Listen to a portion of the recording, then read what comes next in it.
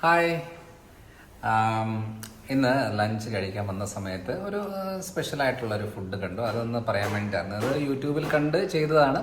എന്നാലും നല്ല ടേസ്റ്റിയാണ്, ഹെൽത്തിയാണ്. ഇപ്പം ഞാൻ ഇന്ന് ഉച്ചയ്ക്ക് കഴിക്കുന്നത് ഇത് നമ്മുടെ ബീട്രൂട്ട് തോരൻ, അതേപോലെ തന്നെ ഇത് നമ്മുടെ പാവയ്ക്ക മെഴുക്ക് പുരട്ടി, ഇത് നമ്മുടെ മീനാണ്, നമുക്ക് പിറാന എന്നൊക്കെ പറയില്ലേ മീൻ, നല്ല നെയ്മീനാണ്, നല്ല മീനാണത്. അതേപോലെ തന്നെ ഒരു വെറൈറ്റി ഒരു സംഭവമാണ് ഇത്.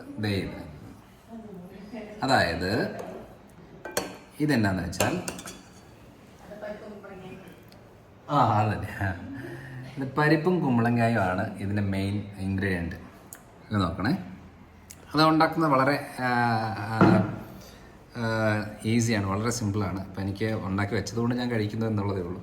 അപ്പോൾ ഇതിനകത്ത് നമ്മുടെ സാധാരണ ചാരമുള്ളൊരു കുമ്പളങ്ങയില്ലേ, ആ കുമ്പളങ്ങ ചെറുതായിട്ട് സ്ലൈസ് ചെയ്യണം. അത് കഴിഞ്ഞ് വെച്ച് നമ്മുടെ തുവരിപ്പരിപ്പില്ലേ, അത് കുറച്ചൊരു അരമണിക്കൂർ വെള്ളത്തിലിട്ട് കുതിർത്തിട്ട് ഈ കുമ്പളങ്ങയും പരിപ്പും വേവിക്കണം.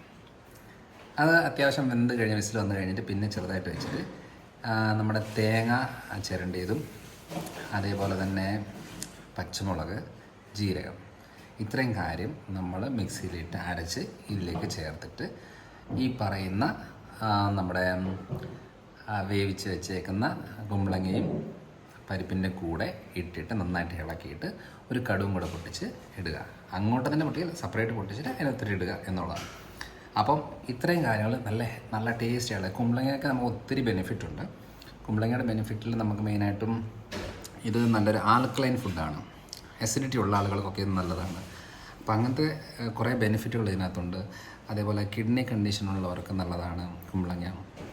അതേപോലെ യൂറിനറി ട്രാക്ട് ഇൻഫെക്ഷൻ ഉള്ള ആളുകൾക്ക്, ജോയിൻറ്റ് പെയിൻസ് ഉള്ളവർക്ക്, ഇവർക്കെല്ലാം ഇത് നല്ലൊരു ഫുഡാണ്. അത് നമുക്ക് ഒഴിച്ച് കറി, ഞാൻ ചോറ് കഴിക്കാറില്ല, ബാക്കി ഈ ഒഴിക്കാനായിട്ട് ഏറ്റവും നല്ലത്. പിന്നെ അതേപോലെ കുമ്പളങ്ങായും മോര് കാച്ചുമ്പോൾ കുമ്പളങ്ങയുടെ ഇട്ടേച്ച് കാച്ചുവാണെന്നുണ്ടെങ്കിൽ അതൊരു വെറൈറ്റിയാണ്. കുമ്പളങ്ങ എപ്പോഴും ഉൾപ്പെടുത്തി കഴിക്കുക. അതും ചാരമുള്ള കുമ്പളങ്ങയാണ് ഏറ്റവും നല്ലത്. അതിനാണ് ഏറ്റവും കൂടുതൽ മെഡിസിനൽ വാല്യൂ ഉള്ളത്. അപ്പോൾ അടുത്ത തവണ അടുത്തൊരു വീഡിയോ ഇട്ട് തരാം. ബൈ.